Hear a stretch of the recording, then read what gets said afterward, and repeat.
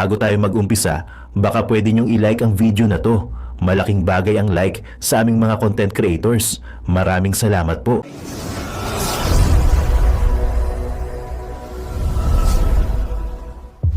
Pangulong Duterte kukunin ni Marcos sa ICC.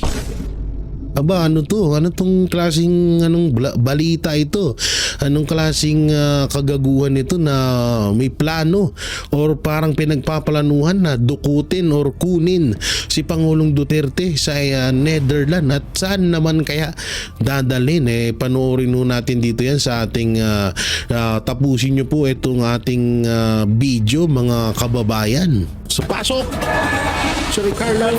Po sa inyo, walang kapangyarihan ng ICC. Pag gusto ng gobyernong ibalik si Duterte, maibabalik yan. Sinabi ni dating Chief Presidential Legal Counsel Attorney Salvador Panelo na posible raw maibalik ng bansa si dating Pangulong Rodrigo Duterte mula sa kanyang iligal na pagkadetine sa International Criminal Court o ICC. Ito ay matapos niyang maikumpara ang nangyari sa ginawa ng Italian government sa ICC matapos makitaan ng irregularidad ang pag-aresto sa isang Libyan general dahil sa umano'y kaso nitong murder, torture and rape sa mga detainees sa Libya.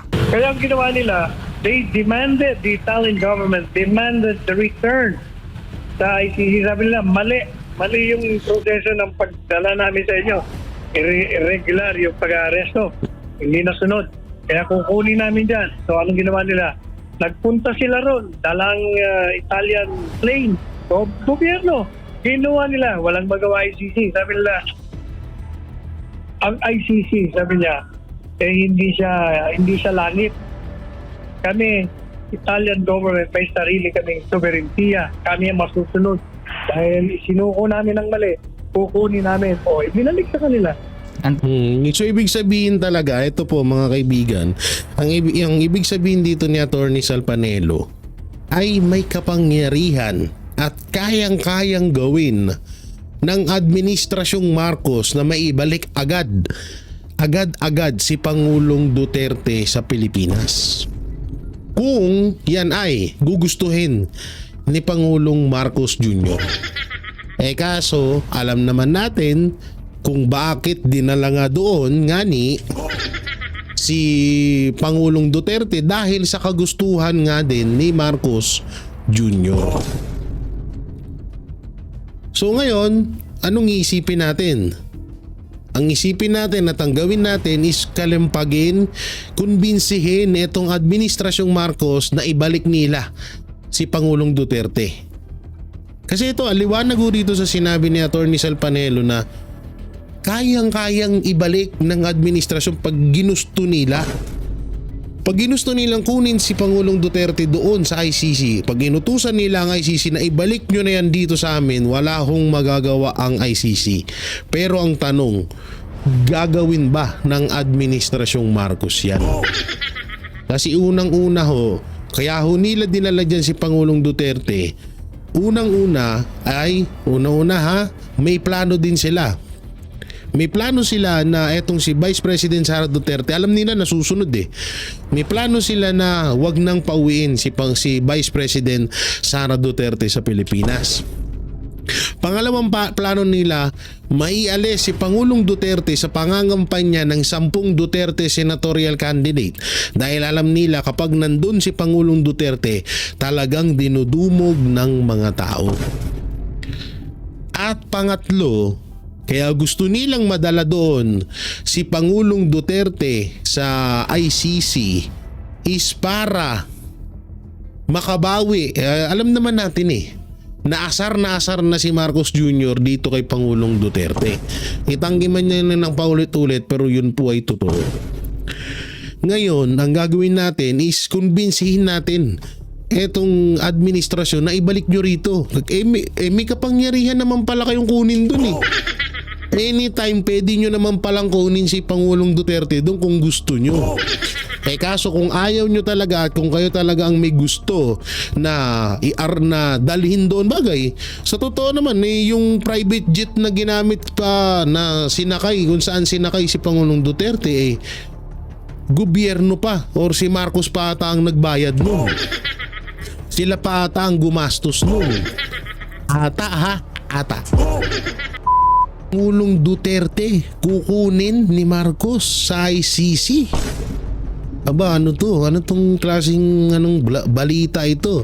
Anong klaseng kagaguhan ito na may plano or parang pinagpaplanuhan na dukutin or kunin si Pangulong Duterte sa Netherlands? At saan naman kaya dadalhin?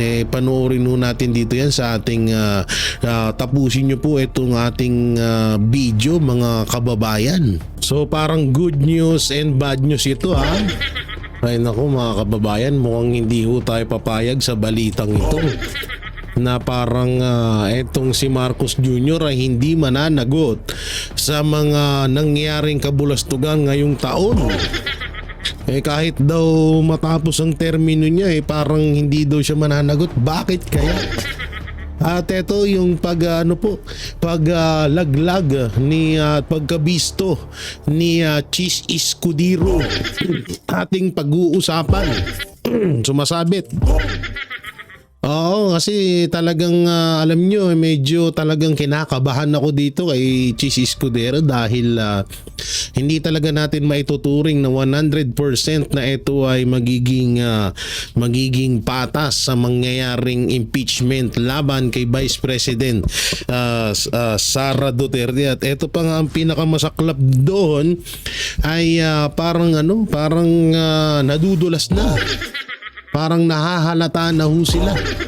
Nahahalata na ho sila sa mga sa mga kanilang pananalita na talagang parang sila ay nagpapakontrol na.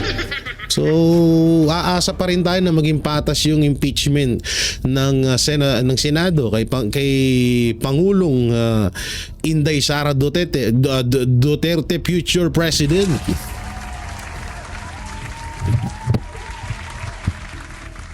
Ang future president ng bansang Pilipinas. So dito kasi nga marami, at ito yung update po sa kalagayan po ni Pangulong Duterte. Yan po yung mga pag-uusapan natin ngayon. Siyempre, ito tayo ay mabilisan lang ho na reaction ho dito. Yan ho. Kung makikita nyo po ay kasama po si attorney Martin Delgara. O Delgra pala. Sorry, Delgara tuloy ako. Oo, ito pag-usapan ho natin at pakinggan ho natin itong latest update kay Pangulong Duterte. So panoorin po natin. Magandang araw mga kapartner, at sa kasalukuyan nandito tayo ngayon sa The Hague, Netherlands, at kasama natin si Attorney Delgra, ang attorney po ng ating mahal na dating Pangulong Rodrigo Roa Duterte. May kunti lang tayong katanungan, attorney. Bakit nandito kayo ngayon sa The Hague, Netherlands? Unang-una, ano po yung purpose? Okay, pero bago ko sagutin yung tanong mo, Anton, gusto ko lang sabihin to. Nung umupo si dating Pangulong Duterte at kinuha niya akong chairman ng LTFRB, sa totoo lang, nanginginig ako pag may media na mag-i-interview sa akin. But the first media outlet na I decided to take the interview was SNMI. Wow, thank you, sir. Sa studio nyo sa Makati. Pumunta ako doon at nagpa-interview ako doon. Because I know that SMNI ay malaking bagay at malaking papel ng ginawa para maging presidente si dating Pangulong Duterte. So malaking bagay po yan. So doon po sa tanong nyo kung bakit nandito ako, it's both personal and then at the same time to show support, no? Why is it personal? Kasi po nung Palakpakan muna tayo kay Attorney Delgra sa kanyang sinabi mapatungkol sa SMNI. Hindi kasi talaga naman obvious kaya laging tinatanggal ang channel ng SMNI, kaya laging ginugurgor, kinakasuhan ng Banateros Brothers, no? At laging pinag-iinitan ng mga social media platform ng SMNI dahil nga sa SMNI ka lang talaga makakapanood ng tunay na pagbabalita na walang halong kakupalan. Di katulad na ibang mainstream media ngayon, pag tinignan mo sila at pinanood, parang may tigwa 1,000 pesos sa bunganga at sa kanilang sa bunganga, sa mata at sa kanilang tenga. O parang meron dito, meron dyan. So lahat tikom ang bibig. Puro lang against sa mga Duterte. Hindi katulad sa SMNI, mapa-against sa Duterte, mapa-good news kay Marcos, against kay Marcos, good news kay Duterte ay binabalita po ng SMNI. Kaya palakpakan po natin. Okay, tuloy. Kasagsagan nung March 11 incident dun sa loob ng Villamor Air Base. Meron na kaming kutob at nakikita na namin yung plano na hindi na siya makakalabas ng Villamor Air Base except ilalagay siya sa aeroplano at ililipad palabas. At nung hapon na yon, kasi umabot ng hapon, I had a chance to talk to him. Sabi ko, Mayor, mukhang hindi ako makakasabay sa iyo kasi wala akong passport. Sa totoo lang, yung pumunta ako doon at nakapasok naman ako sa Villamor, galing ako doon sa court hearing, kaya nakabarong ako. Hindi po dahil kay Mayor. Wait lang yung pwesto nila attorney Delgra, tsaka itong nakalimutan ko yung reporter ng SMNI, puro parang tagong-tago talaga, no? Oo. Parang talagang tinakbuhan nyo yung mga bias na mainstream media dyan, Oo. I had a court hearing earlier at so we did not expect that it would happen that way, no? As it happened. Nakakalungkot, nakakainis, nakakagalit, pero we did not expect that it happened that way. Biglaan lang. So, And then at the same time, as I made mention earlier, is that to show support to not only to him but to the family, and then at the same time, mas nag-alala ako nung nalaman ko yung nangyari kay ES Bingbong Villaldea. Kaya minarapat din na bisitahin ko siya. Kaya nung nakita niya ako dito, sabi niya, magkita tayo. So mahaba yung kwento namin. Hindi pa nga tapos kahit na ang dami niyang kinwento. yes. Attorney, may posibilidad ba na makabisita at makausap mo si dating Pangulong Rodrigo Duterte sa detention center? I hope I would be able to visit him because before coming here, I already made an application for a visit. Pero hindi patungkol sa kaso niya rito. I'd like to make that clear. Patungkol doon sa mga pending issues doon sa Pilipinas. Particularly yung the fact that he's running for mayor sa Davao. Ako rin yung election lawyer ng PDP. I head the legal team doon sa Duterte Senatorial Nangingay naman nung nagpipicture, buisit. Hindi nagpipicture na yon. campaign. And then at the same time, yung mga bagay-bagay na kailangan i-address, legal concerns patungkol sa kanyang kandidatura. Okay, so attorney, may iba tayo. Ano po ang masasabi mo sapagkat simula nung March 11 nandito na kami at simula dinalo si Tatay Digong dyan sa ICC Detention Center. Lahat po ng mga Pilipino galing sa iba't ibang bansa, iba't ibang mundo pumunta dito sa tapat ng ICC Detention Center upang magbigay ng suporta sa ating dating mahal na Pangulong Rodrigo Duterte. So ano pong masasabi mo sa mga supporters ng Tatay Digong? Alam mo, nakakabusog puso yung mga ginagawa nila at pagpapakita ng hindi lang pagpapakita ng suporta at pagpapakita ng pagmamahal ng isang tao, ng isang presidente. Tanda na nga siya ngayon. Who made a lot of difference in the lives of people in the Philippines. At yung mga Pinoy na nagtatrabaho sa labas. Lalong-lalo. Kaya nga siguro, to no surprise to everyone, especially Daming marites sa gilid, nakakainis. Hoy, pag may nag-i-interview dyan, mag-usog-usog naman tayong konti. Hayaan muna natin sila, pagbigyan natin sila makapag-uusap mong maayos. Although naririnig din naman yung boses, kaso mas maganda kasi makinig ng walang masyadong ingay. Ang daming ingay, mga parang kumakain ng chichirya, yung mga nagchichismisan. Hindi ko na may inaaway po yung mga supporters dyan kasi baka mamaya ibang mainstream media din yung maingay dyan. Baka tinatarantado yung video ng SMNI.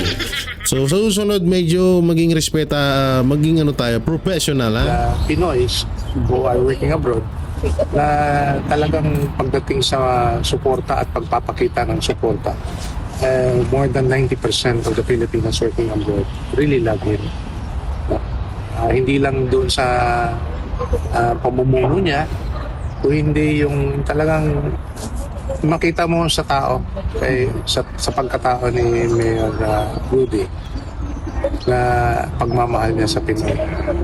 One of the reasons why he ran for this, for president, is to address the problem of illegal drugs. So nga pala may sabihin lang ako. Yung pagtakbo po ni Pangulong Duterte sa Davao ay tuloy po yun ha. Wala pong baka may mga mabasa kayo na hindi po tuloy, yun po ay fake news. Wala pong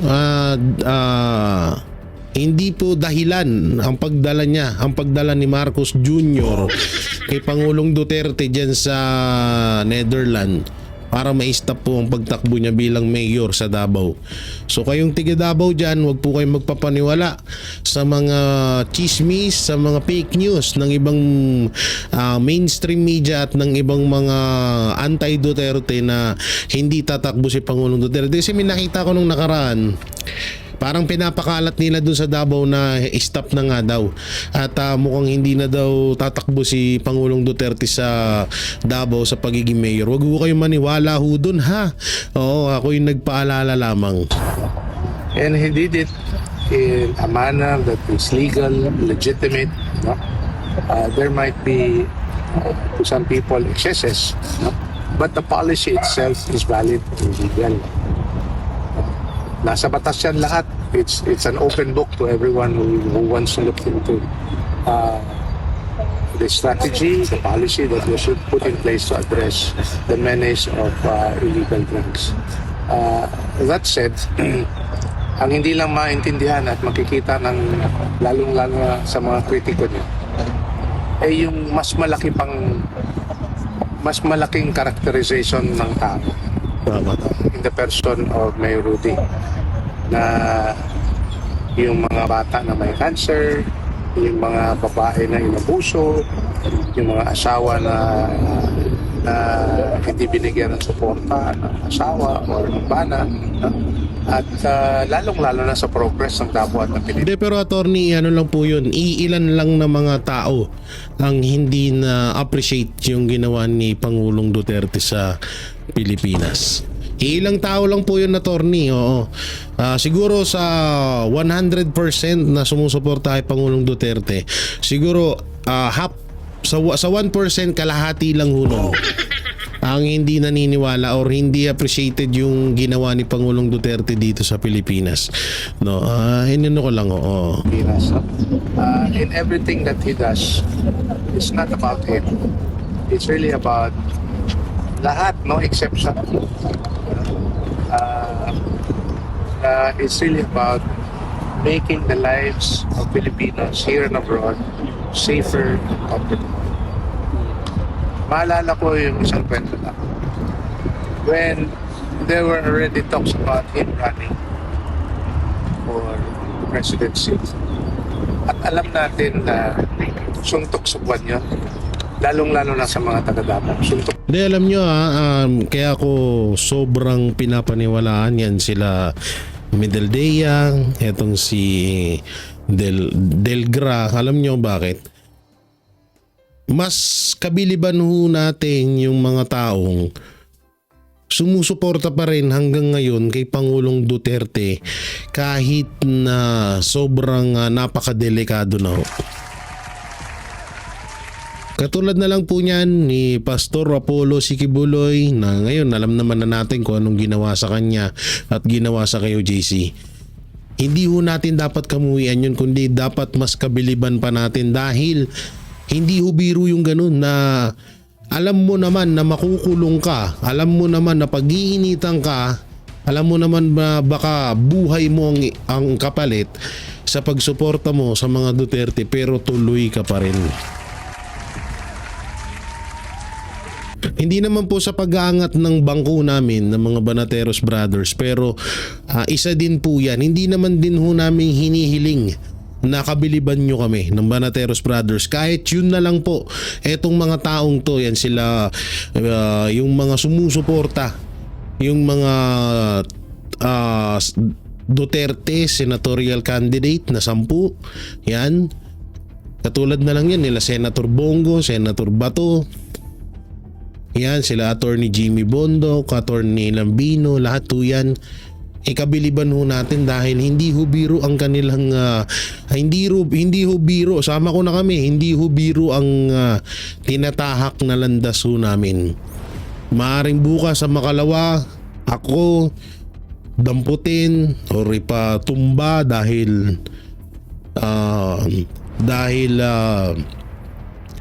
pumapanig ako sa mga Duterte. Bukas sa Makalawa pwede kaming ipakulong dahil pumapanig kami sa mga Duterte. Kaya sobra ho nating mahalin at sobra ho nating tanggapin yung mga taong hanggang ngayon sa oras ng kagipitan ay nandyan pa rin para suportahan ang mga Duterte. At lalong-lalo na rin po ang SMNI News na kahit tinanggalan na ho sila ng prangkisa, kahit na ipinakulong ang kanilang pastor na si Pastor Apollo Siki Boloy sa salang hindi niya namang ginawa, na kahit binaboy ang kanilang simbahan na pinaka brutal na krimen na magagawa mo sa kasaysayan ng bansa mo sa Pilipinas ay ginawa. Yan ang dapat nating kabiliban. At etong mga tao na to, sila Attorney Delgra, sila Meldea. Kasi yung mga yan, alam mo kung iisipin nyo, napakahirap ng sitwasyon. Kung kami, oo, ginigipit kami, paano pa din kaya sila? Sobrang hirap ng sitwasyon talaga, promise, na kumampi sa mga Duterte. Pero ni minsan hindi ho kami nag-isip na parang susuko na kami or parang natatakot kami, never. Dahil alam naman din namin na lahat ng ginagawa namin ay ang sukli nito ay para sa ikakaayos ng bansang Pilipinas. Medyo naging seryoso lang ho ako dun, ha. Alam nyo naman, palagi tayo nagbibiro, pero doon sa parte na naging seryoso po ako dahil yun po ang katotohanan. Kaya mga kababayan, lahat po ng taong sumusuporta, nagmamahal, kayang ipaglaban hanggang kamatayan ng mga Duterte, suportahan natin sila, tanggapin natin sila dahil yung mga taong yan, isama nyo na rin ho kami dahil kahit ako po, kaya kong itaya ang buhay ko para sa pagsuporta sa hadikain ng mga Duterte para sa bansa natin. No? Kaya sana wag ho kayong magsawa talaga na suportahan yung mga taong yan. Kaya at ako'y lubos din na nagpapasalamat. So tuloy nagdadrama na tayo. Masyado na tayo madrama. Support. Alam mo kung bakit? Ang tawag nila doon sa PDP, yun yung partido na sinakyan niya at para manalo at nanalo nga. Ang tawag doon sa partido ng PDP dati, Volkswagen Party. Alam mo kung bakit? Kakasya lang yung membro ng PDP sa isang sasakyan ng Volkswagen. Before Volkswagen daw, ang tawag nila doon, Tricycle Party. Kakasya lang sa isang tricycle yung membro ng PDP. No? Yung tumakbo siya. Ang ibig ko sabihin, talagang maliit na maliit yung partido. Pangalawa, wala pong pera. No? If you're going to mount a national campaign, especially no less than running for the president, you need money, you need logistics. At wala pong makinarya si Mayor Rudy at the time. Okay?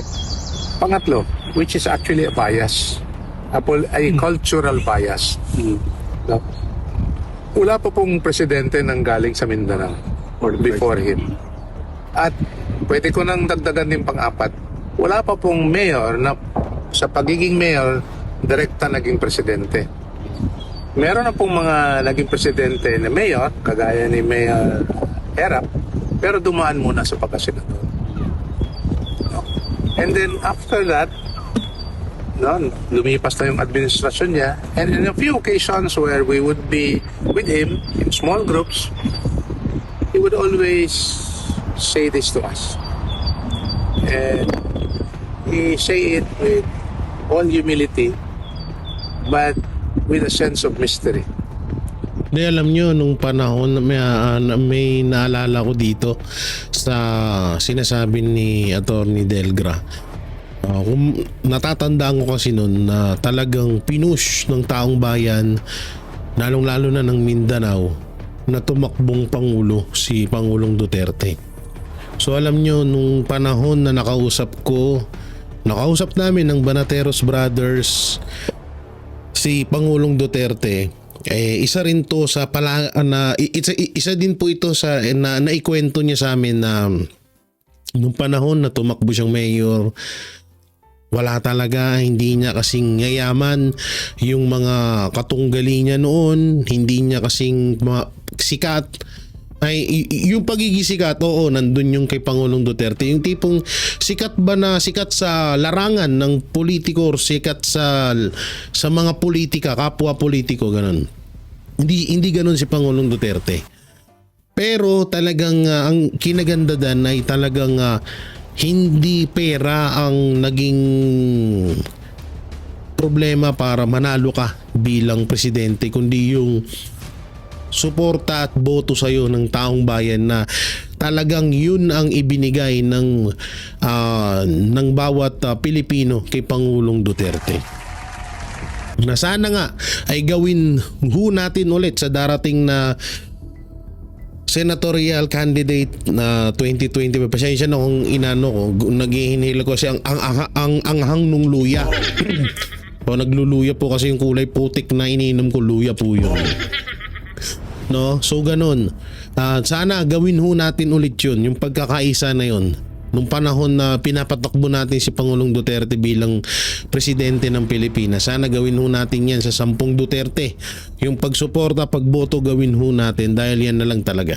Dito kasi sa video to mukhang i-stop ko na kasi medyo doon nyo na lang panoorin sa kasi nga medyo ako ay natatouch ng gusto sa mga pahayag ni Attorney Delga. Pero dito tayo sa usapin na parang hindi daw kakasuhan or mukhang hindi daw mananagot si Pangulong Marcos dito sa issue ng PhilHealth. So panoorin natin. Dante, ano ang paliwanag ng respondent tungkol dyan? Kasi di ba merong tinatawag na presidential immunity from suit o hindi po pwedeng basta na lamang kakasuhan ang isang nakaupong presidente ng bansa? Magandang tanghali, Ella. May nakuha tayong impormasyon na mayroon ng sagot itong hindi naman direkta ang Pangulo sa pamamagitan ni Executive Secretary Lucas Bersamin. Ini-invoke nga nila na ang presidente ay immune from suit o hindi ito makakasuhan habang siya ay nakaupo pa sa pwesto. Wow! Sana all. Bago matapos ang oral argument sa mga petisyon kaugnay na paglipat sa 89.9 billion pesos na pondo ng Philippine Health Insurance Corporation of PhilHealth, hiningi ni Bayan Muna Chairman Attorney Nery Colmenares sa Korte Suprema na dapat manatiling kasama si Pangulong Ferdinand Marcos Jr. sa mga respondent sa kaso. Si Colmenares ay isa sa petitioner sa petisyon ng Bayan Muna. Ginawa ni Colmenares ang apela sa Korte matapos ang motion ni Solicitor General Bernardo Guevara na alisin bilang respondent si PBBM sa petisyon dahil bilang presidente ay may immunity from suit o hindi ito pwedeng kasuhan. Pero paliwanag ni Colmenares, may kapangyarihan ang Supreme Court na ito ay i-modify o paguhin. Binanggit ni Colmenares na sa ilalim ng 1973 Constitution ay nakalagay ang immune from suit ang Pangulo, pero sa 1987 Constitution ay inalis na ito. Dagdag pa nito ang ginawa ni PBBM na pag-certify bilang urgent ang pagpapasa ng 2025 General Appropriations Act. ay nawala namang emergency ay personal. Ito ay isang short circuit o minadali na proseso na hindi dumaan sa tamang prosesong legal. Imposition din anya sa co-equal branch ng gobyerno o ng kongreso ang hakbang ng presidente. Alam nyo, hindi ako naniniwala. Dapat na makasuhan si Marcos sa lahat ng kabulastugan niya na ginawa dito sa Pilipinas. Pero kung makakasuhan man si Marcos sa panahon niya ngayon na nakaupo siya, medyo hindi ko ata papaniwalaan. Hindi, parang siguro kung mangyari man na makasuhan siya, okay. May kaso siya sa Supreme Court, pero yung pagbigay, hindi niya nga nire-respeto ang kaso natin dito sa batas. Ang batas natin dito sa Pilipinas, hindi niya nire-respeto. O bakit ko nasabi? O bakit niya binigay si Pangulong Duterte doon? Hindi niya na lang dito pinalitis sa bansa niya. Diba? So ngayon, alam ko hindi talaga malabong makasuhan yan ngayon. This is an imposition by the President not only to short-circuit a legislative process but an imposition on a co-equal branch. Hindi pwedeng absolute yung poder niya na parang kahit walang emergency, pwede niyang utusan ng House or the Senate to do that. Binigyang Minares, hindi totoong mahaharas o maiistorbo ang Pangulo kapag kasama siya sa kaso. Napakarami anyang magtatanggol sa kanya sa pangunguna ng Office of the Solicitor General o OSG. Anak ng teteng talagang ganun mangyari dyan. Hindi talaga mahaharas, hindi makakasuhan, hindi problema yan hawak niya lahat ngayon. Ano ba naman yan? Hawak niya ngayon wala talaga. Ano pa bang aasahan natin? Ano pa bang So ito yung karugtong nun. Ito ba yan? Uy. Ito. Ito pakinggan nyo to. The 1970 Constitution provided expressly that the President is immune from suit. The 1987 Constitution dropped that provision. Hiniling ng grupong Bayan Muna sa Korte Suprema na dapat kasama si Pangulong Ferdinand Marcos Jr. sa mga respondent sa kanilang inihaing petisyon. Kaugnay ito sa paglipat ng 89.9 billion pesos na pondo ng Philippine Health Insurance Corporation o PhilHealth. Paliwanag ni Attorney Nery Colmenares, may kapangyarihan ng Supreme Court na i-modify o baguhin ang Presidential Immunity Doctrine na hindi pwedeng kasuhan ang isang Pangulo habang nakaupo sa pwesto. Ginawa ni Colmenares ang apela sa korte matapos ang mosyon ni Solicitor General Menardo Guevara na alisin bilang respondent si PBBM sa petisyon dahil bilang presidente ay may immunity from suit ito. Sabi ni Colmenares, sa ilalim ng 1973 Constitution, binanggit na immune from suit ang Pangulo, pero sa 1987 Constitution ay inalis na ito. Therefore, Your Honor, it's a jurisprudential rather than a constitutional issue now. Hindi, ito totoo naman to. Kaso nga lang, malabo talaga. Una-una, hawak ni Marcos lahat yung mga yan. Malabong maano siya dyan, no? Within the powers of this court to modify if warranted. Binigyang diin ni Colmenares, hindi totoong mahaharas o maiistorbo o apektado ang trabaho ng Pangulo kapag kasama siya sa kaso. Yan yung tanong, nagtatrabaho ba? Yun yung tanong doon, nagtatrabaho ba? May ginagawa ba? May build project ba? Wala naman hindi, baka yung pagkukulong sa kwarto. Sabi nila. Baka yun yung tinatawag na hindi may istorbo. Kung sa pagtatrabaho bilang presidente or ginagampanan niya yung pagiging presidente niya, parang ang labo nun. Parang wala naman akong nakikitang ganun. Napakarami anya ng magtatanggol sa kanya sa pangunguna ng Office of the Solicitor General o OSG. Wait lang. Alam mo, Solicitor General, alam nyo, OSG Guevara, kung di ako nagkakamali, Tito, alis ka na dyan.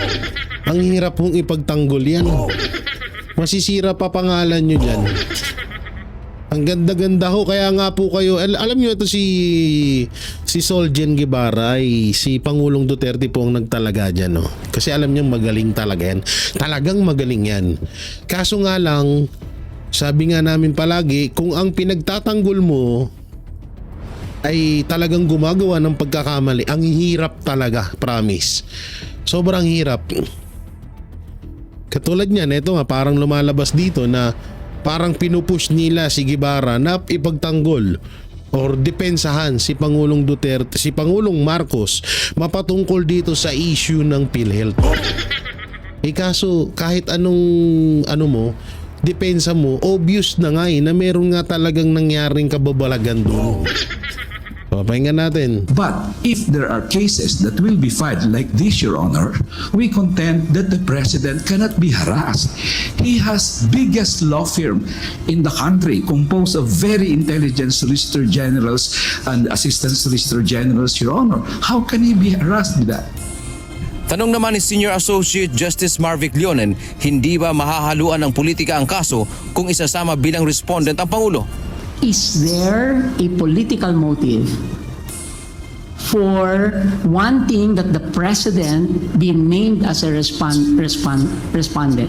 Well, Your Honor, not a political motive, Your Honor, but the fact that we're asking that we void this act and it he be pleaded. Ang inang yan. Ewan ko sa inyo, mga kupal ka. Dito na lang tayo, mas good news to that. Ba't ko ba na-reactionan yan? Eto na, no? Ito yung balita na bring him home, PRRD, or nalalapit na pagbabalik ni Pangulong Duterte sa Pilipinas. Panoorin natin. Sa gitna ng panawagan ng mayorya na ibalik na sa Pilipinas si dating Pangulong Rodrigo Duterte, ay muling iginiit ng isang dating palace official na posibleng may iba pang paraan para maibalik na sa bansa ang dating Pangulo. Kung ano ito, alamin sa report ni Carlo de la Peña. Pasok! Sorry, Carlo. Nga po sa inyo, walang kapangyarihan ng ICC. Pag gusto ng gobyernong ibalik si Duterte, maibabalik yan. Sinabi ni dating Chief Presidential Legal Counsel Attorney Salvador Panelo na posible raw maibalik ng bansa si dating Pangulong Rodrigo Duterte mula sa kanyang iligal na pagkadetine sa International Criminal Court o ICC. Ito ay matapos niyang maikumpara ang nangyari sa ginawa ng Italian government sa ICC matapos makitaan ng irregularidad ang pag-aresto sa isang Libyan general dahil sa umano'y kaso nitong murder, torture and rape sa mga detainees sa Libya. Kaya ang ginawa nila, the Italian government demanded the return sa ICC. Sabi nila, mali yung proseso ng pagdala namin sa inyo. Irregular yung pag-aresto. Hindi nasunod. Kaya kukunin namin dyan. So anong ginawa nila? Nagpunta sila ron, dalang Italian plane. So, gobyerno, ginawa nila. Walang magawa ICC. Sabi nila, ang ICC, sabi niya, hindi siya langit. Kami, Italian government, may sarili kaming sobereintiya. Kami ang masusunod. Dahil isinuko namin ang mali, kukunin namin. O, ibinalik sa kanila. So ibig sabihin talaga, ito po mga kaibigan, ang ibig sabihin dito ni Attorney Sal Panelo ay may kapangyarihan at kayang-kayang gawin ng Administrasyong Marcos na maibalik agad-agad si Pangulong Duterte sa Pilipinas. Kung yan ay gugustuhin ni Pangulong Marcos Jr. Kaso, alam naman natin kung bakit dinala nga doon nga ni si Pangulong Duterte dahil sa kagustuhan nga din ni Marcos Jr. So ngayon, anong iisipin natin? Ang isipin natin at ang gawin natin is kalampagin, kumbinsihin itong Administrasyong Marcos na ibalik nila si Pangulong Duterte.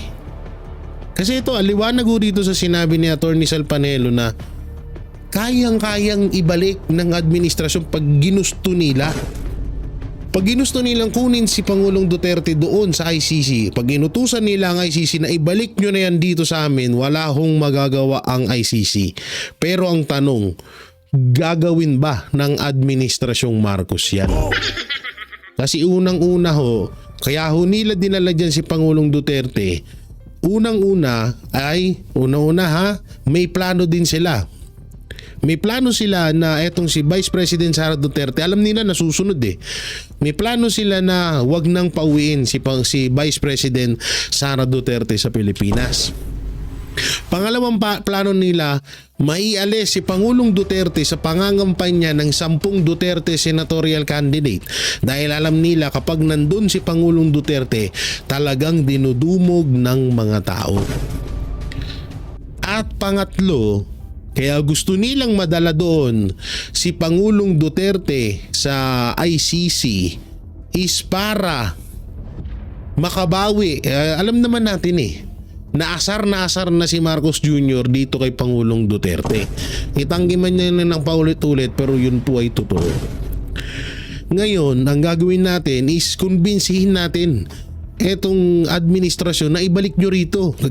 May kapangyarihan naman pala kayong kunin dun Anytime pwede nyo naman palang kunin si Pangulong Duterte doon kung gusto nyo. Kaso kung ayaw nyo talaga at kung kayo talaga ang may gusto na dalhin doon, bagay sa totoo naman yung private jet na ginamit pa na sinakay, kung saan sinakay si Pangulong Duterte gobyerno pa or si Marcos pa ata ang nagbayad nun. Sila pa ata ang gumastos nun.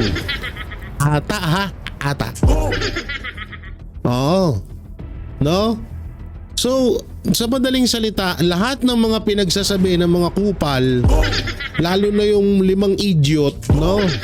Kung may 3 idiot na movie, may pumalit na po, may part 2. Eto, bago, 5 idiot. Yung nakaraan, nandun sila sa Senate hearing.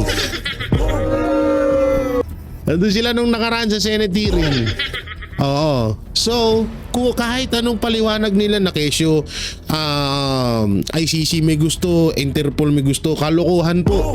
Sila po talaga ang may gustong ibigay si Pangulong Duterte sa Interpol or doon sa ICC. Ngayon, sasabihin nila na katulad ng sinabi ni Remulla. Sabi ni Remulla, matandang Remulla. Sabi niya wala na, finish na yun, doon na yun. Hindi. Kung gugustuhin na maibalik nyo, kung gugustuhin nyo na kunin si Pangulong Duterte sa ICC, kayang-kaya nyong gawin, mga tanga. Liwanag dito Tanging nakikita lang na dahilan ng dating palace officials kung bakit hindi pa kayang maibalik ang dating Pangulo sa bansa ay politika. Kung ayaw, may dahilan. Politika. Tama. Ayaw mong pabalikin yan dahil gusto mong manatili sa kapangyarihan. Yun lang yun. Samantala pagdating naman sa posibilidad na mabibigyan ng temporary release si dating Pangulong Rodrigo Duterte, ay tiwala si Panelo sa Korte Suprema na may magagawa ito sa pagpapauwi sa dating Pangulo. Tiwala ako sa kanila na ang remedyo ng petition for writ of habeas corpus ay meron silang jurisdiction, libutin academic, at maaari silang gumawa ng paraan upang utusan, compel ang gobyernong gumawa ng paglabag sa batas na ituwid nila ang kanilang pagkakamali sa pamamagitan ng pagkuha muli kay Presidente Duterte dito balik sa Pilipinas. At may tiwala din po ako dyan sa hukuman na yan kung sila ay patapat sa kanilang mga sinumpahan na yung Rome Statute na nagbigay sa kanila ng kapangyarihan ng dumitis sa isang dayuhan ay susundin nila yung remedyo ng interim release na pag merong nilabag ang karapatan ng isang akusado ay bibigyan nila ng pansamantalang paglaya. Para sa Diyos at sa Pilipinas Ayan kung mahal. ang napakalinaw nun, no? Napakalinaw nun. Alam nyo, baka sabihin nyo hindi, Jay, kasi sabihin ng mga putang ng mga basher din. DJ kasi syempre ano ba masasabi ni Atty. Sal Panelo kakampihan ni Duterte? Hindi siya ganun.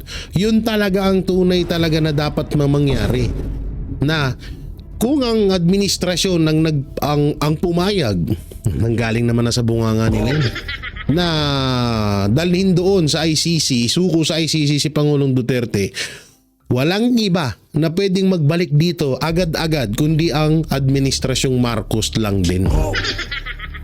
Di alam nyo talaga ito, pwede nilang gawin yan para, alam mo na, mind conditioning, mind condition, mamanipulate na naman nila yung kaisipan ng mga Pilipino. Pagtapos ng eleksyon, o baka hindi pa, baka ang gawin nila dyan para may umugong na naman na balita, baka bigla nilang kunin doon si Pangulong Duterte, dalhin dito sa Pilipinas at palabasin nila na napakabait nila. Napakabait po namin.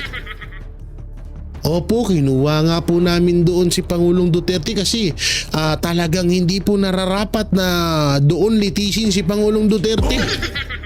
Pwedeng mangyari yan. Alam naman natin ng strategy ng mga hirap magmura. Alam naman natin yung strategy ng mga ng mga yudipunggol. Oo, syempre mahilig mang mind condition nyo. So, ang mangyayari, gusto nila na baka nga malamang sa malamang Kaya 'di ba, puro sila sabi na hindi ICC kung ano, hindi Interpol. Wala pong inalaman ng ang administrasyon doon. Baka nga palabasin nila diyan pag kinuha nila si Pangulong Duterte tapos ibinalik sa Pilipinas. Palabasin nila na sila pa yung dapat pasalamatan na dapat pasalamatan ng mga Pilipino. Hindi totoo yan, pwede nilang gawin yan. Pero kung talagang desidido na etong si Marcos Jr. na alalahanin nyo hindi naman po ako nananalangin, pero ako po nangangamba dahil maedad na po si Pangulong Duterte. Alam nyo na ibig ko sabihin. Pero kapag yun, yung nasa isip kong to, kung yun ang kagustuhan na mangyari ni Pangulong Marcos kay Pangulong Duterte, napaka bad moves po noon. Promise, sobrang hindi ikakatuwa ni Marcos Jr. ang magiging resulta kapag sa oras na nangyari yun. Sa totoo lang talaga. Grabe, no? Kung kayo talaga ay tinatawag na malawak ang pag-iisip nyo, mahuhuli nyo ang taktika ng mga kupal na to. Ako, huling-huli ko na Oo, wala nang kawala sa akin na parang sobrang na ako, sobrang alerto na ako, sobrang kabisado ko na yung galawan nila. Diba? Oo, kasi minsan ang ginagawa nila, paawa effect dito, paawa effect niya para mapagtakpan yung ito. Malamang sa malamang para hindi natin alam kasi kada may mga big kasi may mga siguro may iniiwasan pa talaga May iniiwasan pa ang administrasyong Marcos na may ilabas ni Pangulong Duterte. Baka etong bycam pa lang to ay nasa 5% pa lang. Baka may mas grabe pa po dyan. Kaya talagang pinatrabaho na nila si Pangulong Duterte. No? So yun, mga banateros, mga kabiyahe, yung kay Cheese ba? Hinanap nyo yung kay Cheese? Hiyaan nyo na yung kay Cheese? Natutusin, parang ayoko nung panoorin yung kay Cheese. Sige nga, panoorin nga natin. No? Sige, ito. Mga Pilipino ang nagsampa ng kaso sa ICC, hindi mga dayuhan. Pilipino rin ang nagdesisyon. Mga Pilipino daw ang nagsampa ng kaso sa ICC. Okay. Sige. Sabi na ni Secretary Remulla, hindi ba, na gawin ito. Wala namang dayuhang nang himasok doon. Wala namang pending na kaso dito laban kay dating Pangulong Duterte para sabihin mong tinanggalan natin ng jurisdiction yung Pilipinong huwes na magpasya sa kasong ito. Yun na nga Hindi nga ni kinasuhan si Pangulong Duterte nga dito sa Pilipinas kasi para madala nila doon sa INC sorry ICC INC tuloy no. Ayun nga ang plano. Tingnan nyo na lang. Senator Chis Escudero, alam ko matalino ka, huwag kang maging tanga-tangahan. Tingnan nyo na lang yung ginawa nila kay Pastor. Wrong move nila yun kasi kinasuhan nila dito sa Pilipinas. Binuhay nila yung kaso dito sa Pilipinas ni Pastor. Kung hindi nila binuhay yung kaso dito, kung hindi nila sinampahan ng mga kasinungalingang kaso si Pastor, andun na rin si Pastor ngayon sa ICC.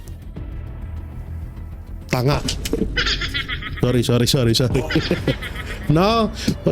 To si Cheese, tali-talino mo eh. At pinasa natin sa dayuhan Oh. Dahil nga walang pending case. Ironically, if you go by comparison, sa kaso naman ni Congressman Tevez, may kasong pending dito.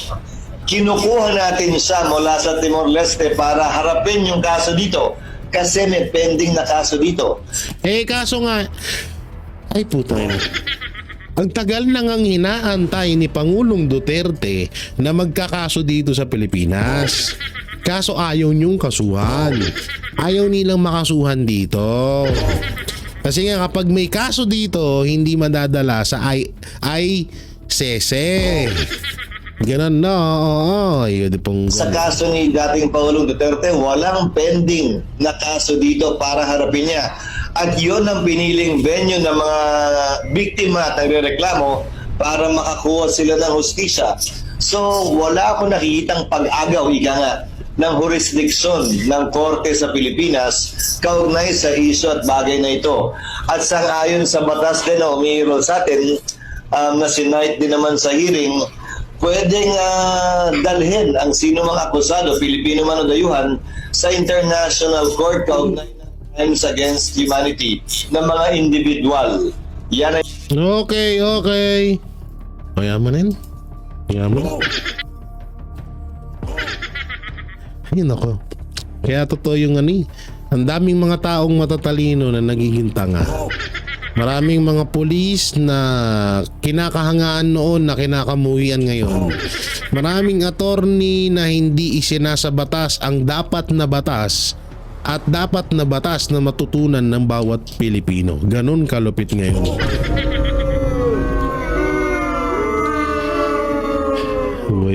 Buhay nga naman. Ganun talaga. Kaya ewan ko na lang, pag hindi nyo pa binoto ang 10 Duterte senatorial candidate, putay na, magkanya-kanya na tayo. Pag yan talaga pinalagpas nyo pa, ewan ko na lang. Kumuha kayo ng bato, lagyan nyo ng bubog sa dulo, tas palo nyo sa mukha nyo. Ayun mga Manateros, mga kabiyaya, nung makokomento nyo po sa mga napag-usapan at na-reaction na natin video, comment nyo lang po dyan sa baba. At syempre, don't forget to like, share, comment, and subscribe sa ating YouTube channel. Pipindot na lang din po yung bell button para lagi tayong updated sa ating mga video araw-araw. At pakislamay na rin po ang ating join button. Super thanks dyan. At mega love shoutout sa lahat ng Hero Abroad OFW sa mga panig ng mundo, sa ating mahal na mga senior citizen na patuloy na sumusuporta. Woo!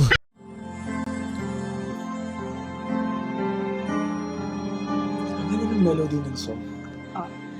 Ang bayan ko'y pinagpala pagkat sa amin pinigay ang isang biyaya na mag-ahon sa hirap at dilim ng kahapon at sa bawat Pilipino'y magtatanggol sa bayan ko dating laganap, pang-api at dusa sa aming mga mahihirap. Ngunit ikaw ay dumating, sagot sa aming mga dalangin. Muli kaming babangon, mabuhay ka Tatay Digong.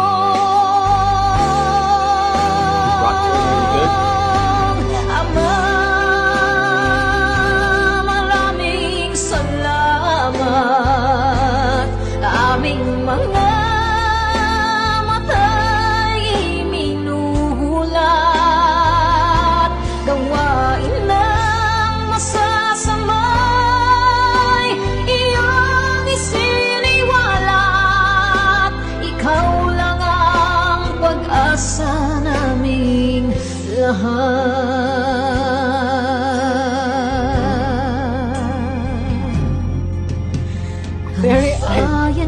Binamatay niya ako, umiiyak ako. Pilipinas,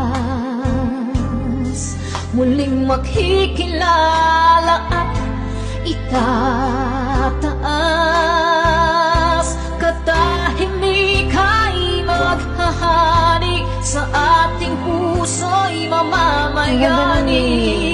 mga ngiti sa labi di mapapawi.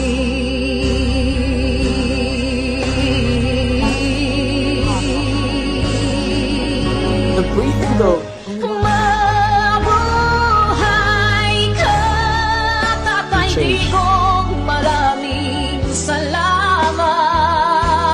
Ang malasakit sa Pilipino ay walang kasing tapat. Ika'y paglalaban ng iyong mga anak. Tunay kang biyaya sa bansang Pilipinas.